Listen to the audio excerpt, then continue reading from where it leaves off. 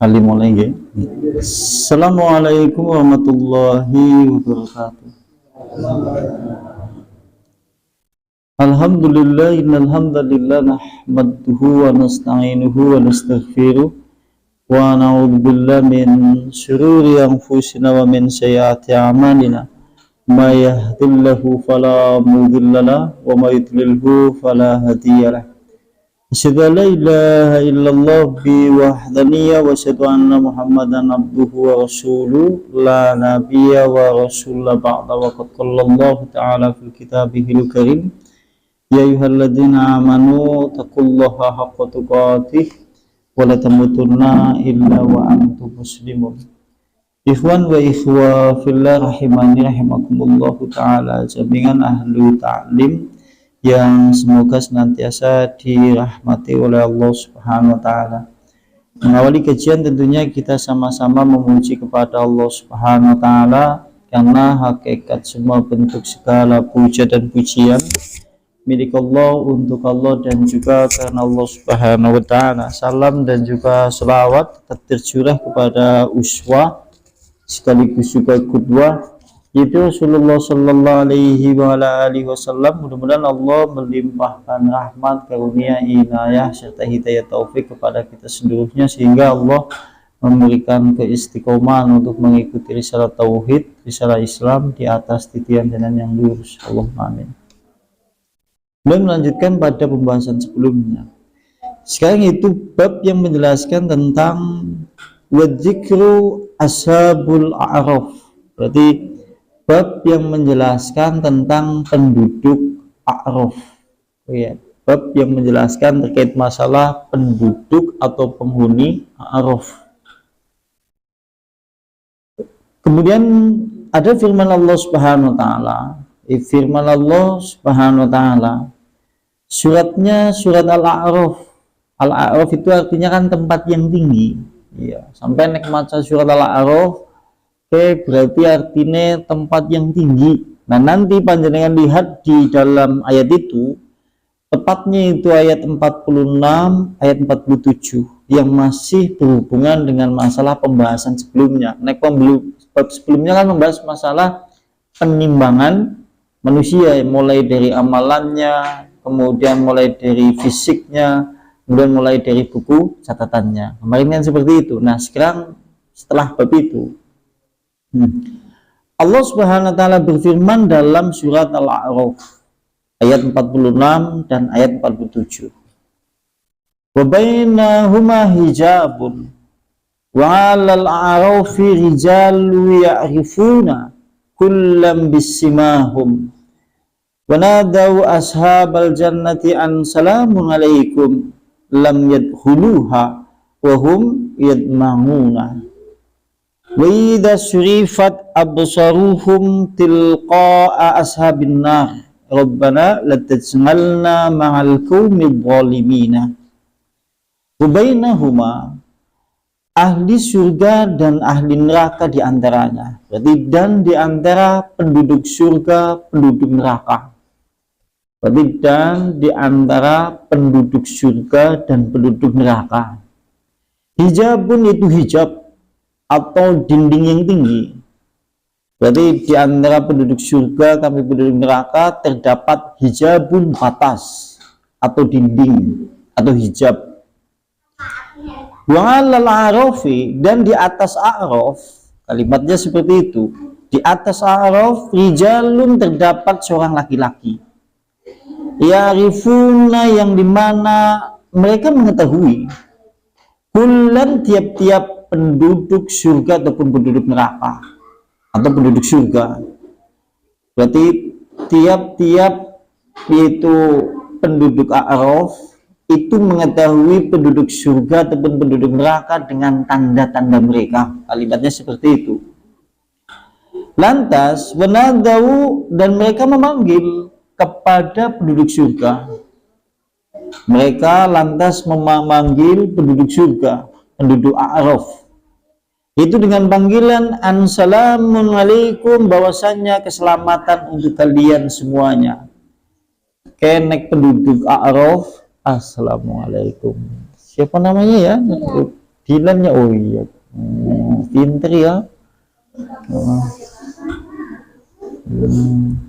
Jadi penduduk A'raf itu adalah tempat yang dimana di antara penduduk surga ataupun penduduk neraka. Kalau suatu saat mereka kemudian memanggil penduduk surga, mereka mengucapkan salamun alaikum, keselamatan untuk kalian. Kalau di Al-Quran seperti itu. Lam yadkhuluha, dan mereka belum bisa masuk menuju surga. Padahal mereka sangat menginginkan masuk ke dalam surga. Berarti kalau kita garis bawah, ada golongan manusia yang tertahan di suatu tempat. Namanya A'raf, tidak masuk ke neraka, tidak masuk ke dalam surga. Tetapi ketika mereka kemudian melihat penduduk surga dengan tanda-tanda yang diberitahu oleh Allah Subhanahu wa taala, mereka kemudian mengucapkan kalimat Assalamualaikum, keselamatan untuk kalian wahai penduduk surga. Dan mereka, penduduk A'raf itu sangat ingin masuk ke dalam surga, padahal mereka belum masuk ke dalam surga. Bisa Pak? Berarti aneh ya, aneh segolongan manusia, orang melbumung surga, orang melbumung neraka. Gelang mang penduduk surga, mereka meri, kepengen melebu, padahal mereka juga belum masuk di dalamnya. Lantas, wa idza surifat, akan tetapi tatkala kemudian mereka dipalingkan. Tatkala dipalingkan, apa yang dipalingkan? Absaruhum, penglihatan-penglihatan mereka. Lantas tatkala kemudian mereka dipalingkan, yaitu penglihatan-penglihatan mereka tilqa ashabin nar, untuk mengarah kepada penduduk neraka. Neng gelang penduduk surga, deweknya seperti itu. Kalau nanti melihat penduduk neraka, kemudian mereka penduduk A'raf berkata, Rabbana la taj'alna ya Allah Subhanahu wa taala, jangan engkau jadikan kami ma'al qaumil dzalimin, bersama orang-orang yang zalim. Berarti nengok penduduk surga kepengen mlebu surga. Lagi kan dia kepenaknya bok ndeleng penduduk neraka, dheweke ndonga aja ngasih jadi penduduk neraka isine wong-wong zalim. Ini gue. Nah terus sing dadi pertanyaan kan gini, siapa kuwi janjane sing tertahan orang melbumung surga tidak masuk ke dalam neraka? Kuwi siapa? Nah gue sing dadi yang jadi pembahasan kan seperti itu. Siapa mereka itu sampai kemudian bisa tertahan tidak masuk ke dalam surga padahal ia menginginkannya, dan belum pula kemudian masuk ke dalam neraka karena ada mungkin kebaikan yang menghalanginya. Nah, ini tertuang di dalam surat Al-A'raf ayat 46 sampai 47. Jenengan konek kita koni, yuk apa ya golongannya menungsa sing ora mlebu surga kan sing durung mlebu neraka. Karena mungkin duwe kebagusan mulane ngalangi dheweke mlebu neraka. Atau mungkin dia memiliki dosa-dosa sehingga kemudian terhalang pula tidak masuk ke dalam surga. Siapa mereka? Jenengan langsung jawab surat Al-A'raf ayat 46 sampai 47. Seperti itu.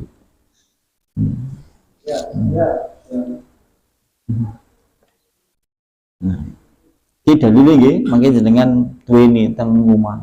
Nah, sekarang kita lihat penafsirannya. Lama dzakarallahu ta'ala, maka tatkala Allah Subhanahu wa taala membicarakan, Allah sebetulnya tatkala setelah membicarakan dialog penduduk surga kami penduduk neraka. Enek jenengan bahas di bab-bab sebelumnya, Bin kan pernah bahas percakapan penduduk surga kami penduduk neraka.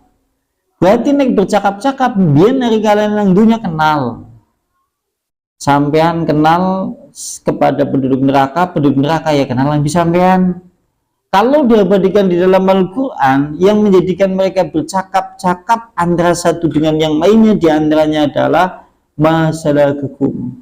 Apa yang membuat kalian itu masuk ke dalam neraka? Takurin yang penduduk surga. Mereka terus ngomong, sesungguhnya kami termasuk orang-orang yang meninggalkan sholat. Diabadikan Al-Quran. atau kemudian dari kalangan bapaknya, ibunya, anaknya, suaminya, istrinya mlebu surga, bojone mlebu neraka. Atau mungkin sebaliknya, atau mungkin ayahnya masuk ke dalam surga, anaknya masuk ke dalam neraka. Ngesuk bisa omong-omongan. Kita kalau nih nang ujarku biyen yang udah ngomongin sampai nang dunia teman-teman, kok bisa-bisa nih ngasih kusiki sampai nang neraka? Terus dijawab. Kira-kira pertanyaan dialog yang seperti itu membuat bertambah susah apa enggak? Tambah susah bagi penduduk neraka. Karena sing jenengane penduduk neraka siksane udah fisik, tapi jiwa. Sampai nelangsa siksa betul. Pikirannya kebok, nelangsa, getun, prihatin, ngenes, cara bahasa ngenes sampai ngerti ngenes. Iya ngenes apa? Ya kan ya. Sing jenengan siksa batin kan iku nah penduduk neraka iki gue. Yang ngenes, yang ngentel, yang nelangsa.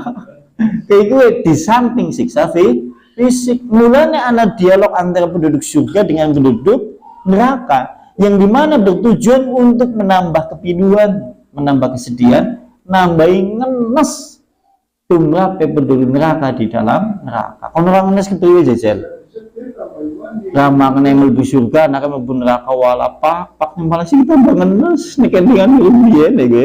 Itu maksudnya mulane tambah ngenes karena siksa di dalam neraka itu bukan hanya sekedar siksa fisik.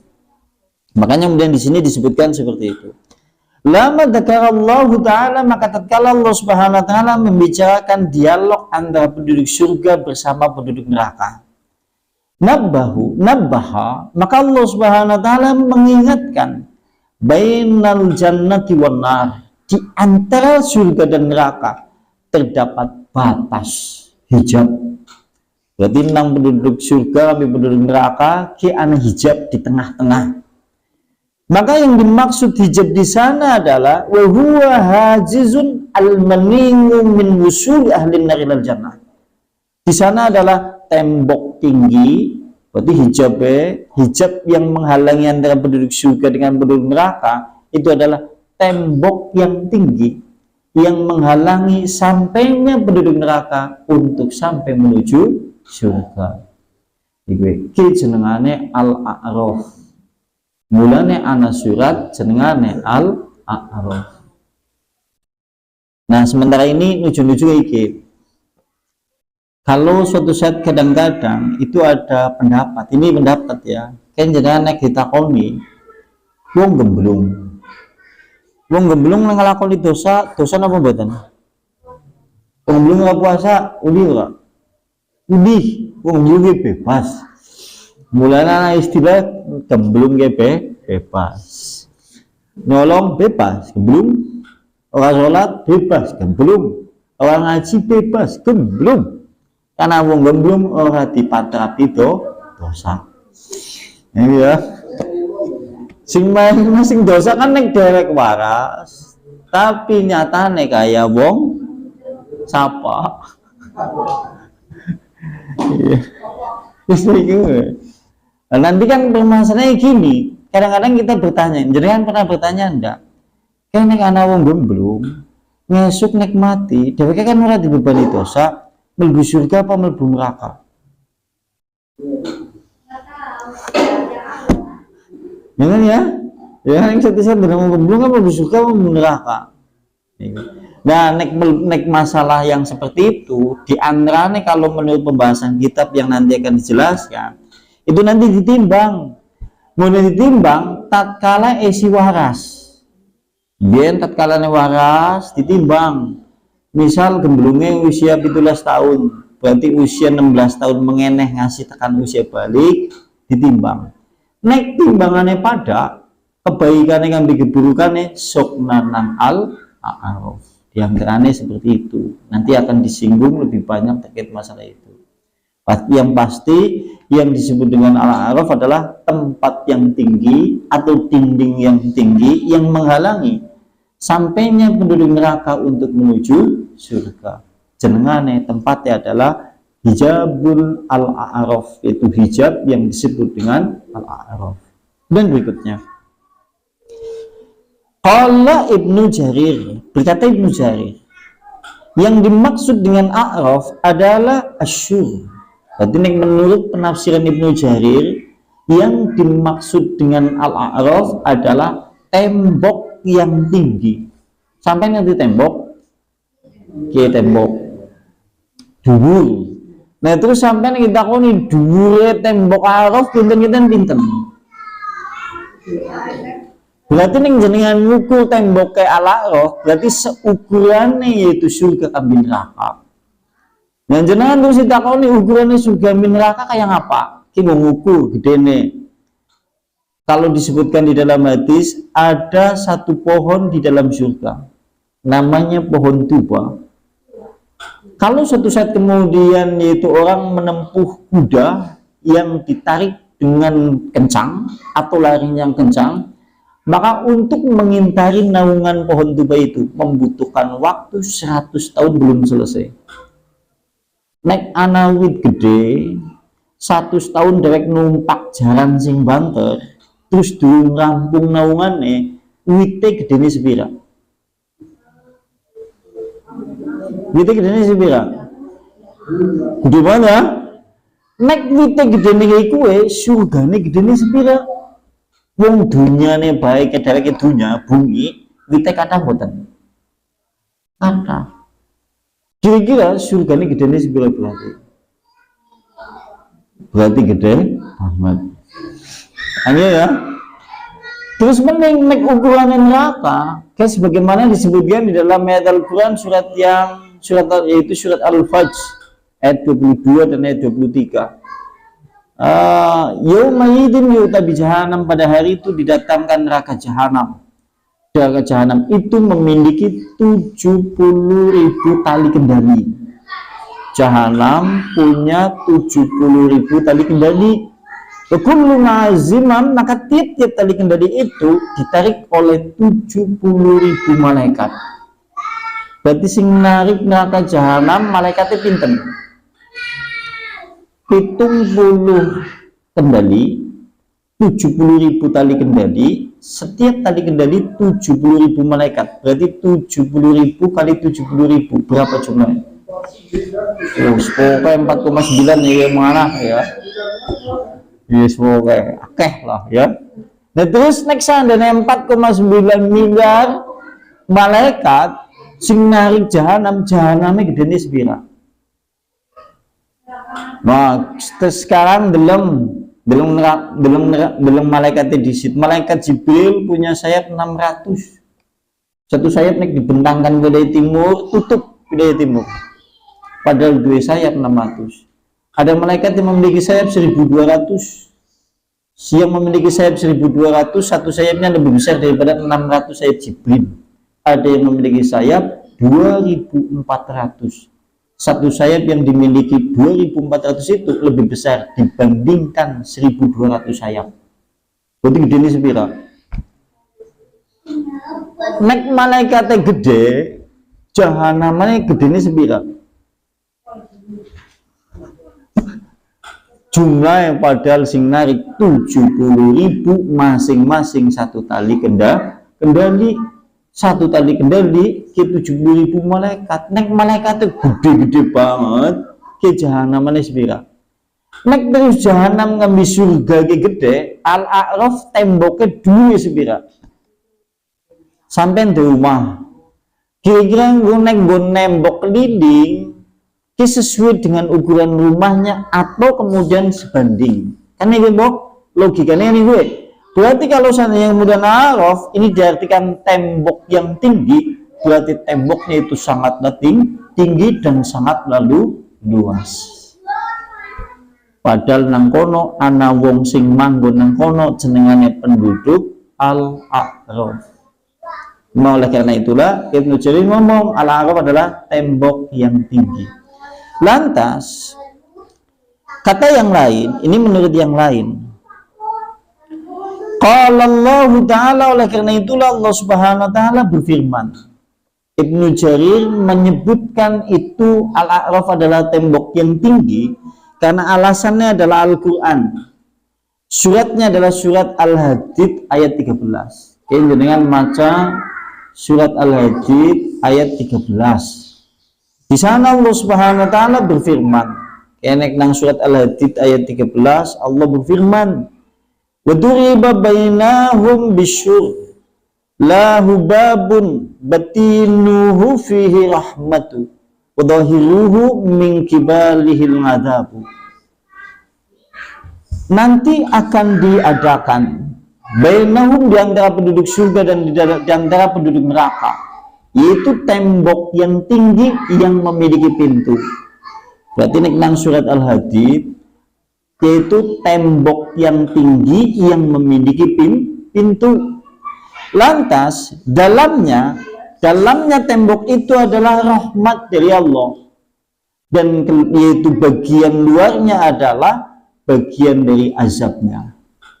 Temboknya berarti bagian dalamnya adalah penduduk surga, bagian luarnya itu yang menghalangi manusia, karena mereka yang ada di luar tembok itu diantaranya adalah penduduk neraka. Padahal nang tembok Al-A'raf juga ada orang-orang yang bertempat tinggal di situ.